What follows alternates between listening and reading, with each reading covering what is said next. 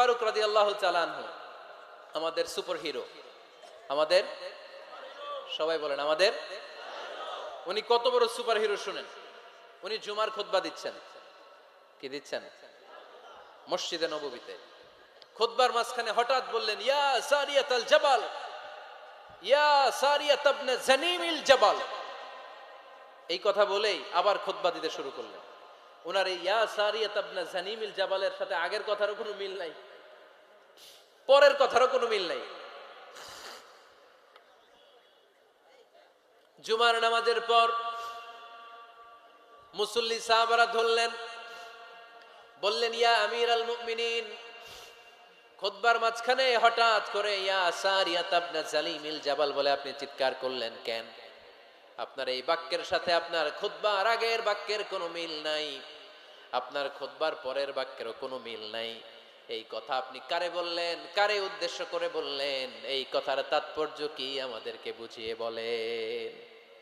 ওমরে ফারুক বললেন, আমি যখন খুতবা দিচ্ছি আমি দেখতে পেলাম ওই যে কয়েক মাস আগে আমি আমার মুসলিম সেনাবাহিনী পারস্যে আক্রমণের জন্য পাঠিয়েছি, বর্তমান ইরানের ওই বিশাল এলাকাতে পারস্যে আমি আমার ব্যাটালিয়ন পাঠিয়েছি।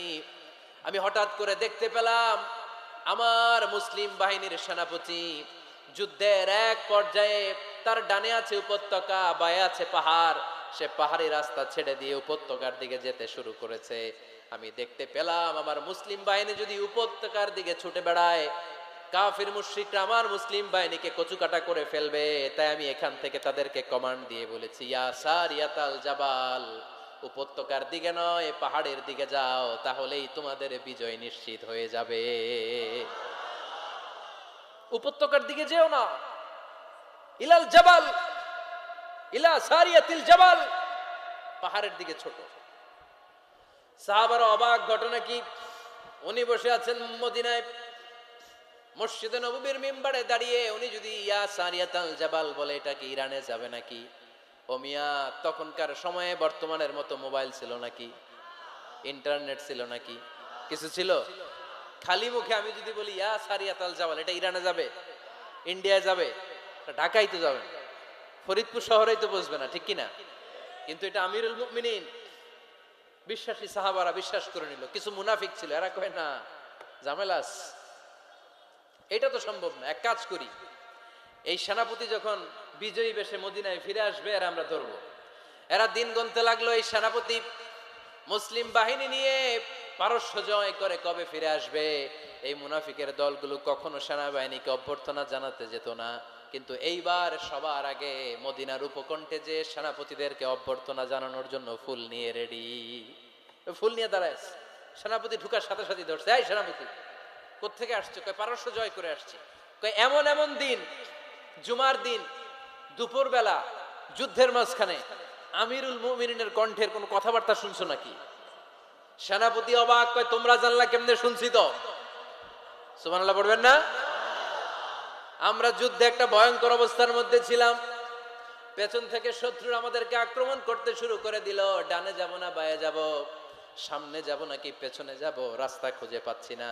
ডান দিকে ছিল আমাদের উপত্যকার রাস্তা, বাঁ দিকে ছিল পাহাড়ি পথ। আমরা সোজা পথ হবে মনে করে উপত্যকার দিকে ছুটতে আরম্ভ করলাম। হঠাৎ করে আমিরুল মুমিনিনের কণ্ঠ বজ্র কণ্ঠে আমার কানের মধ্যে ভেসে আসলো। আমার মনে হলো আমিরুল মুমিনিন কেমন যেন আমাকে কমান্ড দিচ্ছেন আর বলছেন, ইয়া সারিয়াতাল জাবাল, ডান দিকে উপত্যকার পথে নয়, তাড়াতাড়ি পাহাড়ের দিকে সৈন্যবাহিনী নিয়ে উঠে যাও। পাহাড়ের দিকে, ডানে না। This is wrong track and this is the right track. ওই দিন যদি ওমরে ফারুকের ওই গাইডলাইন, আমিরুল মুমিনিনের কমান্ড যদি আমি না শুনতাম, আজকে বিজয়ের বেশে ফিরতেও পারতাম না, আমাদের চেহারাও তোমরা দেখতে পেতে না। ওমরে ফারুকের ওই কমান্ড, ওই গাইডলাইন অদৃশ্য থেকে শোনার কারণে এই পারস্যের মধ্যে আমাদেরকে সেই যুদ্ধে বিজয় দান করেছে কে? দিস ইজ ওমরে ফারুক, দিস ইজ ওমরে ফারুক। বিশ্বনবী বলতেন, ওমর, মা লাকিয়াকা শাইতানু সালিকান ফাজ্জান ইল্লা সালাকা ফাজ্জান গায়রা ফাজ্জিক। ওমর, শয়তান ইবলিস যদি তোমার কোনো রাস্তা দিয়ে হাঁটতে দেখে, শয়তান ওই রাস্তা রেখে দিয়ে অন্য রাস্তা দিয়ে হাঁটে। সুবহানাল্লাহ বাড়িতে যায় বললেন। কে বলতেছে? বিশ্বনবী। কার ব্যাপারে? ওমরে ফারুকের ব্যাপারে। শয়তান যদি দেখে যে ওমরে ফারুক এই রাস্তা দিয়ে হাঁটতেছে, শয়তান ওই রাস্তা রেখে দিয়ে অন্য রাস্তা দিয়ে হাঁটে। সুবহানাল্লাহ পড়েন। রাত্রিবেলা আমরা আমাদের বাচ্চা ছেলে মেয়েদেরকে যখন খাওয়াই, বাচ্চারা খেতে চায় না, এরকম হয় আপনাদের ফরিদপুর এলাকায়? হ্যাঁ, এই এলাকায় হয় নাকি? খেতে চায় না বাচ্চারা, এই চকলেট দেখায়া, এই মিনা কার্টুন দেখায়া, এইটা সেইটা এগুলো সেগুলো বলে, গল্প টল্প বলে ভুলায়া খাওয়ানো লাগে, তাই না? তারপরও খায় না।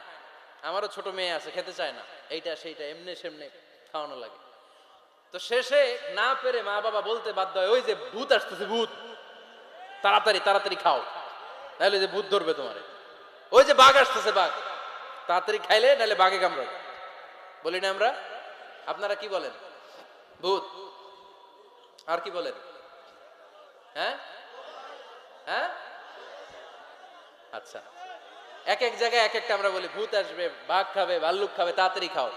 মদিনাতে যখন ওমরে ফারুক আমিরুল মুমিনিন, মদিনার মায়েরাও বাচ্চাদেরকে খাওয়াতে পারতো না, ছোট্ট মেয়েদেরকে খাওয়াতে পারতো না, খাওয়া নিয়ে যন্ত্রণা করতো। বাচ্চারা যখন মদিনায় খেতে চাইতো না রাত্রি বেলায়, মদিনার মায়েরা বলতো তাড়াতাড়ি খাও, হা হুয়া ইয়াতি উমর, হা হুয়া ইয়াতি উমর, তাড়াতাড়ি খা, নাইলে ওই যে ওমর আসতেছে, Omar. This is our superhero সাইয়েদনা ওমর ফারুক রাদিয়াল্লাহু তাআলা আনহু। শুধু শয়তানি ভয় পেত না, মুনাফিকরাও ভয় পাইতো, জমের মতো ভয়।